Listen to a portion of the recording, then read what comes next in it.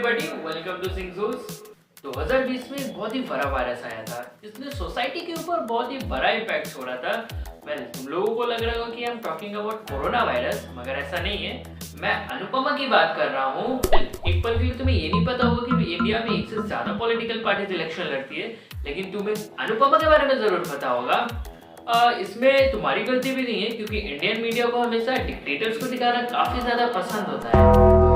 तुम लोग गलत मत समझो गाइस, मैं कुछ गलत नहीं बोल रहा हूँ यहाँ पे। आई एम टॉकिंग अबाउट सास बहू साजिश एंड अनुपमा। जर्मनी से थोड़ी ना हो जो कुछ गलत बोलूंगा।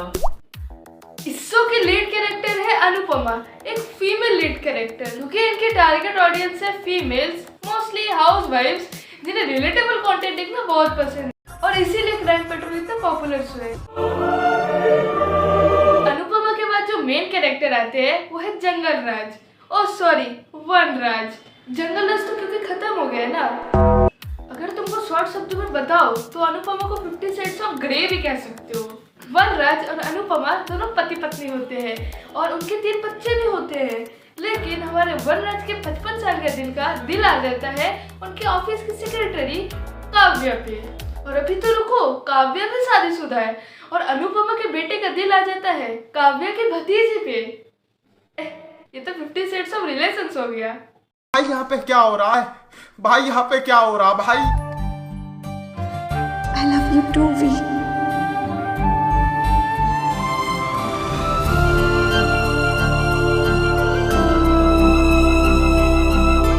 Oh my God!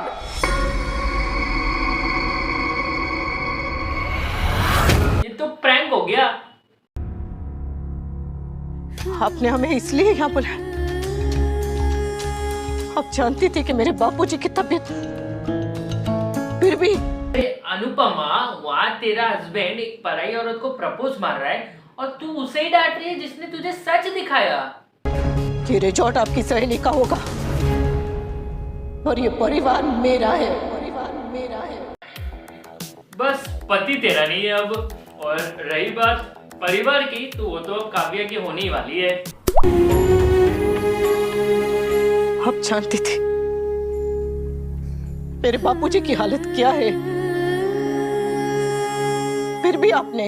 I'm sorry, Mrs. Shah. I'm really. वहाँ तेरा हस्बैंड किसी और का टेक केयर कर रहा है और तुझे अपने बापूजी की तबीयत की पड़ी है। वहाँ काव्या का बच्चा का बापूजी बनने जा रहा है वनराज, आज तुझे अपनी बापूजी की तबीयत की पड़ी है। मतलब बापूजी यहाँ पे खुद अनुपमा को चुप कराएंगे, कह रहे रुक, यहाँ पे सीरियस मैटर चल रहा है, तू जोक क्यों मार रही है?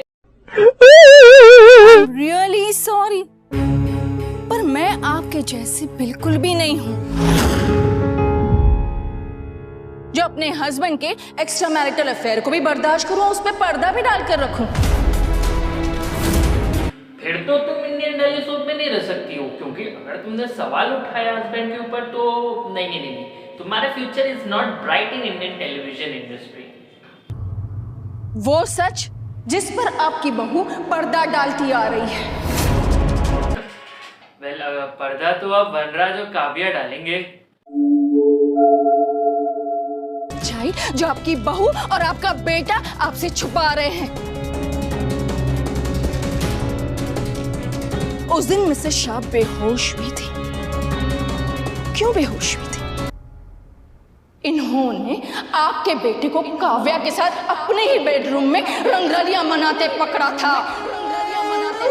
अरे तो अनुपमा को थ्रीसम करना पसंद होगा, इसीलिए वो नहीं बोली। After getting insulted in front of everyone, she decided to divorce Vanraj, जो कि उसे 5-6 एपिसोड्स पहले कर देना चाहिए था। लेकिन जैसे कि मैंने कहा कि उसे थ्रीसम पसंद होगा।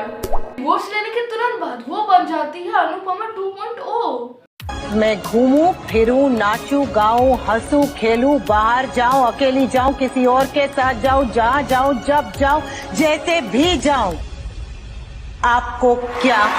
अब अनुपमा को अकेलापन सताने लगा तो उसका 55 साल का दिल आ जाता है उसके NRI दोस्त अनुज पे और वो दोनों कर लेते हैं शादी। भाई यहाँ पे क्या हो रहा है? भाई यहाँ पे क्या हो रहा है भाई? ये कहाँ फंस गया भाई मैं?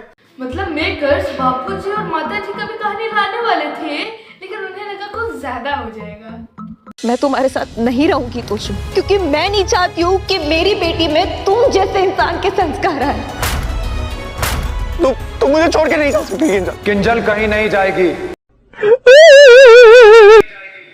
मतलब ये शो क्या जेंजी के ऊपर बना हुआ है? हर कोई अपना रिलेशनशिप को आधा अधूरा पूरा करके छोड़ के चला जा रहा है आफ्टर हैविंग अ बेबी। मतलब मेकर्स को शायद लग रहा होगा कि अब अगले एपिसोड में बापूजी का डिवोर्स करवा देते हैं, लेकिन उन्हें लगा बाद में कि शायद थोड़ा ज्यादा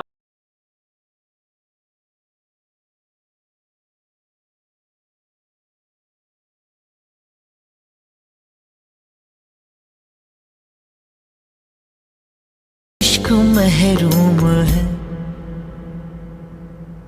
तुम माँ बनने वाली हो?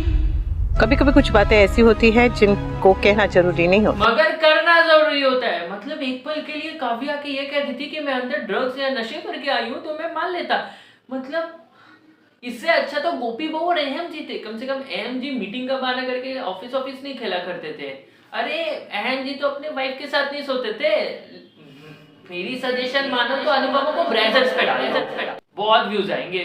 सो गाइस, अब इतना अनुपमा देख के मेरा एनफ अमाउंट ऑफ ऑर्गेज्म निकल ही चुका है। तो मैं अब अनुपमा अब नहीं देख रहा हूँ, और वैसे भी मेरा टाइम हो चुका है क्रैम पेट्रोल देखने का, क्योंकि मेरा डेटा खत्म हो गया है ना। और अब डेटा खत्म हो गया तो मुझे क्रैम पेट्रोल से ही अपना हाथ काम चलाना पड़ेगा।